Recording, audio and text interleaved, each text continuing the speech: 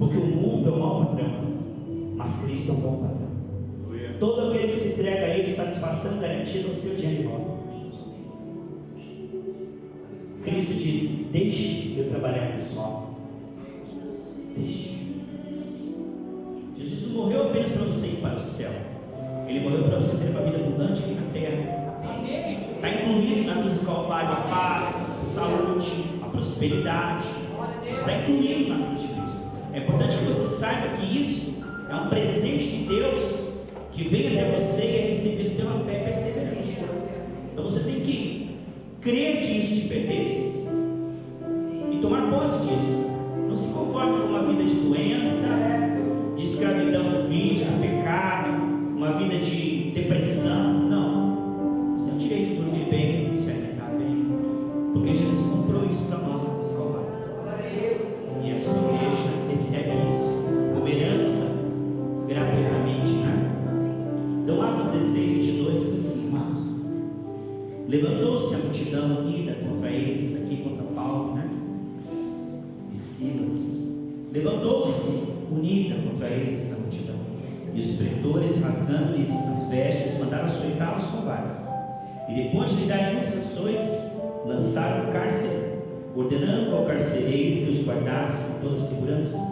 Este, recebendo tal ordem, levou-os para o cárcere inferior e lhes prendeu os pés no trono. Por volta da meia-noite, Paulo e Silas oravam e cantavam louvores a Deus, e os demais companheiros de prisão escutavam. De repente, sobreveio tamanho terremoto que sacudiu os alicerces da prisão. Abriram-se todas as portas e soltaram-se a cadeia de todos. Deus não faz exceção de pessoas. As cadeias precisam cair. Esta é a vontade de Deus. Amados, Jesus não vai pôr fim ao mal lá no céu.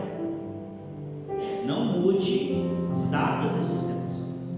Jesus não vai curar o seu corpo lá no céu. Não vai acabar o seu sofrimento lá no céu. Não é lá no céu que você vai levantar poeira de ouro de prosperidade. Não é lá no céu que você vai parar de chorar e sofrer. Jesus colocou fim nisso na cruz. Foi lá na cruz que ele quebrou o domínio de Satanás. Não protege isso para depois de sua morte. Quando eu morrer, aí eu vou ter um corpo saudável. Não, Jesus colocou fim na enfermidade lá na cruz.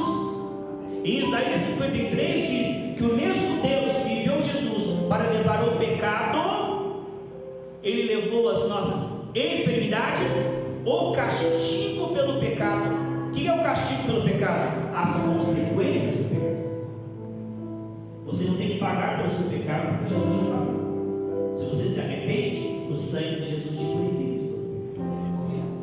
A culpa não é um bom companheiro, mas o arrependimento é. O arrependimento é reconhecer ter uma vida melhor do que essa que temos vivido. E em Cristo podemos recebê-la gratuitamente pelos méritos de Cristo, através da unção perseverante do Espírito Santo. Queridos, pense nisso.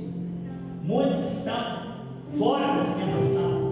Esta é a dispensação da igreja, a dispensação da graça, a dispensação dos milagres. Essa é a tua dispensação. Quem manda aqui agora neste planeta é a igreja do Senhor. Em Lucas 10:19 diz que Deus nos deu autoridade para pisar toda a força do diabo. E o que é a força do diabo? Matar, roubar e destruir. Precisamos amadurecer como igreja. E existem certas raposinhas que impedem a igreja de avançar. Essas raposinhas que Paulo e Silas não tinham, por isso que a prisão chacoalhou. Será que se você cantasse na prisão hoje, as cadeias cairiam, chacoalhariam a prisão? Eu creio que sim, porque o Deus de Paulo é nosso Deus. Veja, amados, que Paulo poderia ter ficado chateado, magoado, empurrado, angustiado, deprimido, revoltado, mas ele decidiu adorar a Deus no meio da tribulação. Só uma pessoa sarada por dentro consegue ter essa reação e essa atitude. Porque quando as coisas parecem dar errado, quando não há nenhuma evidência no visível de uma mudança, o tempo está passando, você está orando, quando as coisas parecem piorar, a tendência é desanimarmos, é reclamarmos, é murmurarmos, é ficarmos abatidos, chorando pelo canto. Amados, mas Paulo e Silas tomaram uma atitude sábia, e isso não é porque eles eram diferentes de nós. Nós temos que ver que as pessoas da Bíblia não eram super-heróis. Elias era sujeito às mesmas tentações que nós. Paulo não era feito de uma outra espécie, uma outra natureza, não. Ele era um homem como eu e você. Acontece que ele aprendeu a receber a cura da sua alma. Porque se nós não tivermos nossa alma sarada, nós seremos escravos, prisioneiros de sentimentos, desejos e pensamentos que vão nos fazer de reféns. Quantas pessoas que por fora estão sorrindo, te cumprimentando, mas por dentro são escravos da amargura, do ódio, da tristeza, de traumas e complexos. E todo esse lixo emocional não sai senão com o sangue do Senhor Jesus. Não é uma questão de se esforçar. Pergunte para uma pessoa que está caindo pelas calçadas aí se ela quer essa vida para ela. Ela diz: eu não quero, mas eu não consigo ser mais forte do que eu. Não basta querer, não basta se esforçar. A saída está em depender do Senhor, entende? Não é se esforçar e tentar melhorar e tentar mudar, isso não funciona.